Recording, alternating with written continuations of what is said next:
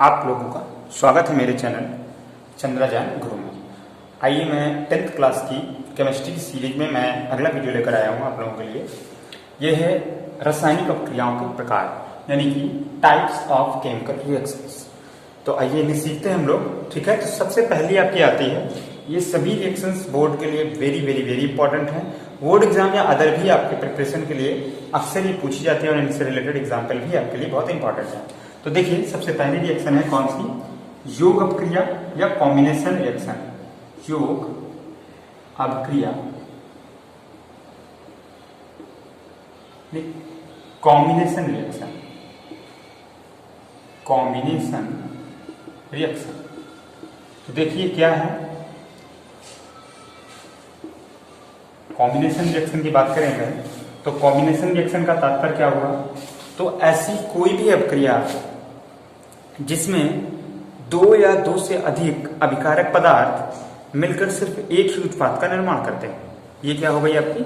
अब परिभाषा बोलना और लिखना तो आसान है, लेकिन समझते हैं इसको।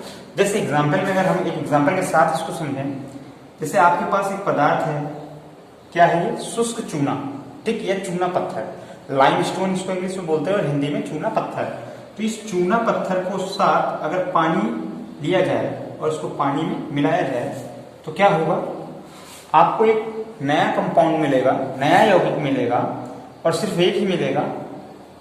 उसका सूत्र होता है कैल्शियम हाइड्रोक्साइड CaOH का होल ट्वाइस।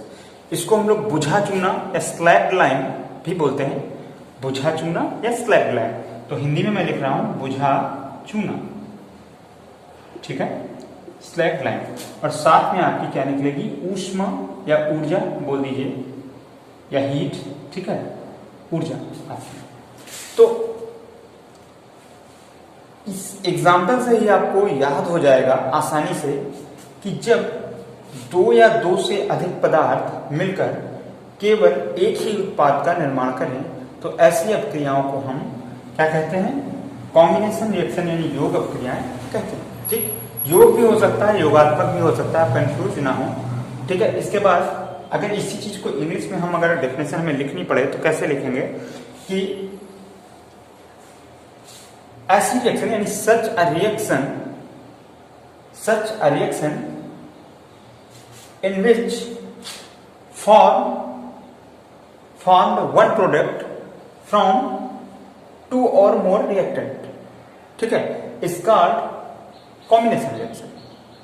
सिंपल है, कोई प्रॉब्लम नहीं, आप अपनी लैंग्वेज में बना के लिख सकते हैं कि in a reaction in which the two or more reactants react to each other and form only one product, तो this type of the reaction known as a योग यानी कॉम्बिनेशन रिएक्शन। ओके, तो ये आपको क्लियर हो गया होगा हमारे सबसे। अदर एग्जांपल भी एक दो ले लेते हैं। जैसे आपके ये तो मान लीजिए एक एग्जांपल हो गया, दूसरा एग्जांपल आप लिख सकते हैं जैसे कार्बन यानी बर्निंग ऑफ द कोल। अगर हम लोग कोयले की दहन या कोयले के जलाने की बात करें तो हम लोग क्या करते हैं? फ्री स्पेस यानी कि खुले वातावरण में उसको आग में जब जलाते हैं या ऑक्सीजन से रिएक्शन कराते हैं तो हमें कार्बन डाइऑक्साइड फॉर्म होती है और प्लस आपको क्या मिल जाती है? हीट मिल जाती है, ठीक है ना। हीट बोलिए, ऊष्मा बोल दीजिए इंग्लिश में, मैंने इसको इंग्लिश में लिख दिया। तो इसी तरीके से अगर आप एक और एग्जांपल देखना चाहें तो और भी हम लोग कई सारे एग्जांपल कर सकते हैं जो काफी रोज आप देखते ही हो। जैसे अगर हम हाइड्रोजन गैस और ऑक्सीजन गैस का मिक्सचर बनाएं तो ये किससे क्या फॉर्म होगा? वाटर फॉर्म होगा। बैलेंसिंग करने के लिए दो हाइड्रोजन है, दो ऑक्सीजन है, मिनिमम यहाँ है, तो फिर आपको अगर दो लगा दें तो 2 to the 4, तो यहाँ पे आपको 2 लगाना पड़ेगा तो आपके बैलेंस हो जाएगा। तो ये कौन सी रिएक्शन है आपकी? ये कॉम्बिनेशन रिएक्शन है। अच्छा, इसी में एक चीज मैं आपको बता दूं कि एक ये भी टाइप है एक्सोथर्मिक ऊष्मा क्षेपी अपक्रिया। कौन सी? ऊष्मा क्षेपी अपक्रिया। तो एक सेकेंड नंबर यहीं पर बता देता हूं ताकि आपको कंप्लीट हो जाए। ऊष्मा क्षेपी अपक्रिया, ऊष्मा क्षेपी अभिक्रिया, ऊष्मा क्षेपी अभिक्रिया यानी कि एक्सोथर्मिक। कौन सी? Exothermic reaction. क्या होती है ये? तो एक्सोथर्मिक रिएक्शन में कुछ खास नहीं है जिसमें एक्स्ट्रा हीट प्रोड्यूस होती है, ठीक है ना। वे अभिक्रियाएं जिसमें उत्पाद के साथ ऊष्मा निर्मुक्त होती है या निकलती है, हम उन्हें क्या बोलते हैं, ऊष्मा क्षेपी अभिक्रियाएं बोलते हैं, ठीक है। Those reaction in which the heat produce also the heat produce with the product, ठीक है ना, नोन एज एक्सोथर्मिक रिएक्शंस, ठीक है। अब देखिए, याद रखिएगा, यही एग्जाम्पल आपके दोनों ही एक्सोथर्मिक रिएक्शन में और आपके इसके साथ साथ योग अपक्रिया या योगात्मक अपक्रिया में भी यूज होंगे, कोई अलग और डिफरेंस नहीं है, ठीक है। कंफ्यूजन ना हो, एक से ही दोनों आंसर आपके कंप्लीट होते हैं, ठीक है। इसके बाद नेक्स्ट अगला हम लोग करते हैं कॉम्बिनेशन रिएक्शन के बाद इंपॉर्टेंट रिएक्शन है आपकी कई सारी हैं, डिस्प्लेसमेंट है, डबल डिस्प्लेसमेंट है, और इसके अलावा आपकी जो है डिकम्पोजिशन रिएक्शन है। तो आइए हम लोग नेक्स्ट करते हैं डिकम्पोजिशन रिएक्शन करते हैं हम लोग, हैं। तो क्या है डिकम्पोजिशन रिएक्शन यानी अपघटन अपक्रिया। तो ये क्या होती है, इसी से एक मिलता जुलता शब्द होता है डिसोसिएशन रिएक्शन यानी वियोजन अपक्रिया। दोनों में सिर्फ एक छोटा सा डिफरेंस है, इसके अलावा कोई डिफरेंस नहीं है। तो आपके सिलेबस में जो है ये है आपकी डिकम्पोजिशन रिएक्शन, ठीक है, 10th क्लास में, बाकी 11th में दोनों। तो अपघटन अपक्रिया क्या होती है, तो वे अनुत्क्रमणीय अपक्रियाएं हैं जिसमें एक पदार्थ दो या दो से अधिक पदार्थों में टूटता है, क्या कहलाती हैं, आपकी उत्क्रमणीय अपक्रियाएं कहलाती हैं। एग्जाम्पल में अगर हम एक एग्जाम्पल के साथ समझें इसको, तो जैसे आपका फेरस सल्फेट, क्या है, फेरस सल्फेट, अगर इसको हम हीट करें, हीट का सिंबल होता है डेल्टा, तो इसको हीट करने में हमें क्या फॉर्म होगा, हमारे पास Fe2O3 फॉर्म होगा और आपके पास SO2 और SO3, ये आपको कंपाउंड मिलेंगे, ठीक। ये गैस है तो इनमें एरो नीचे की तरफ हो सकता है। नीचे की तरफ का मतलब है कि एयर जो होता है उसका जो एटॉमिक मास है वो अप्रोक्सीमेट 30 लिया जाता है, एक एवरेज, ठीक है। ऑक्सीजन का 32 और नाइट्रोजन का 28, तो एवरेज 30 ले लिया जाता है।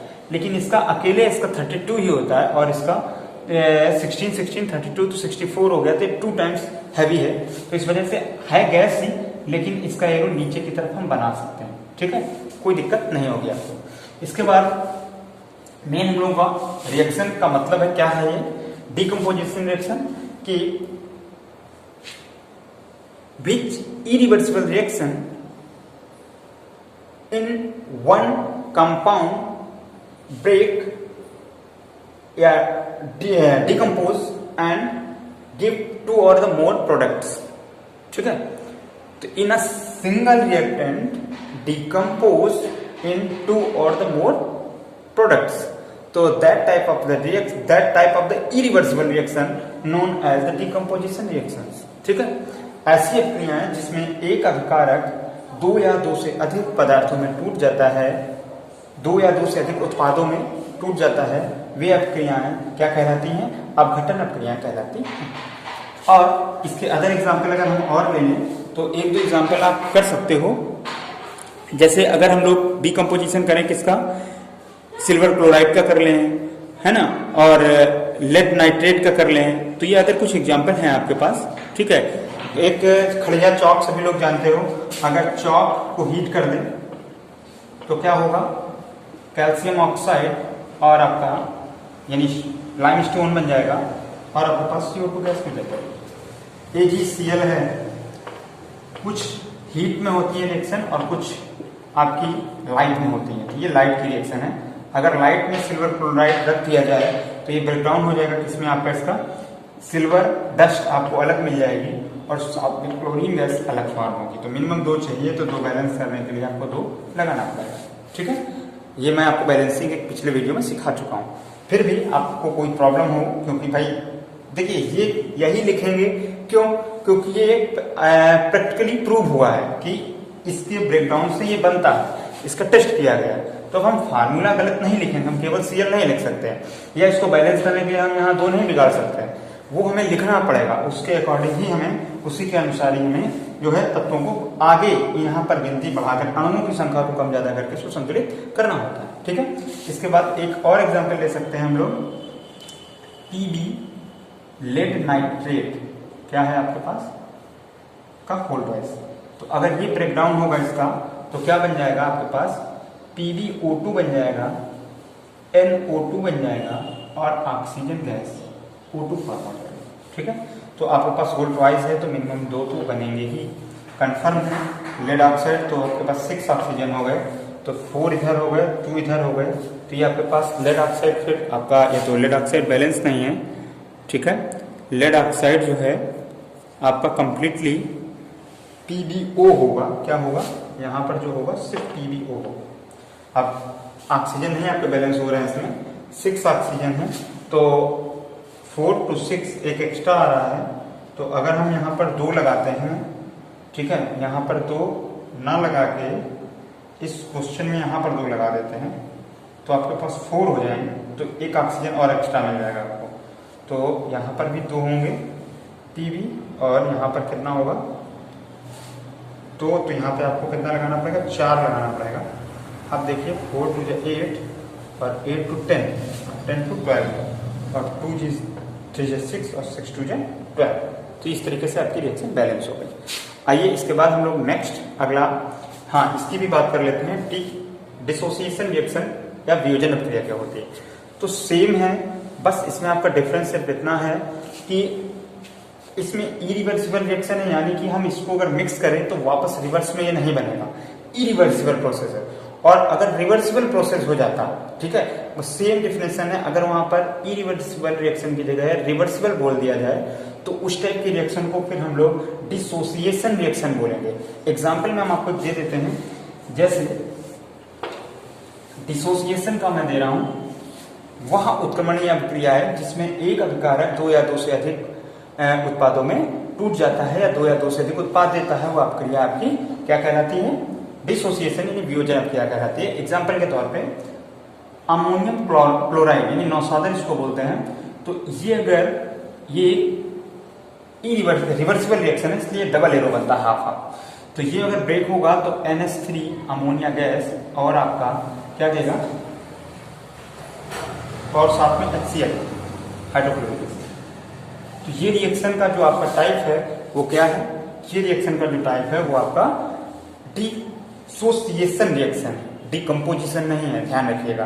तो इसलिए एग्जाम्पल लिखते वक्त भी थोड़ा ध्यान रखिएगा कि कहीं गलत एग्जाम्पल हमसे न लिखें। और इसके बाद ये आपको पता कैसे चलेगा कि डिसोसिएशन कई बार इसी रिएक्शन में सिंगल एरो ही बना होता है, तो इसलिए आपको ये बात ध्यान रखनी है और सीखनी है। इस वीडियो में इतना ही रखते हैं, नहीं तो वीडियो बड़ा हो जाएगा। वैसे मैं सोच रहा था कि सारी रिएक्शन आपको कंप्लीट करा दूं, और अभी इसमें रिएक्शन है डिस्प्लेसमेंट, डबल डिस्प्लेसमेंट और रिडक्शन और ऑक्सीडेशन। अभी आपकी 4 रिएक्शन है, तो उसके लिए मैं आपको नेक्स्ट वीडियो बना दूंगा। तो इसमें इतना ही रखते हैं, इसको लिखिए, अभ्यास कीजिए और इसको याद कीजिए, तो आपके लिए बेहतर रहेगा, आपके पास भी बोझ कम रहेगा। अभी जल्दी किसी चीज की नहीं है, थोड़ा थोड़ा सीखते हैं, काफी कुछ सीख जाएंगे थोड़ा थोड़ा हम लोग।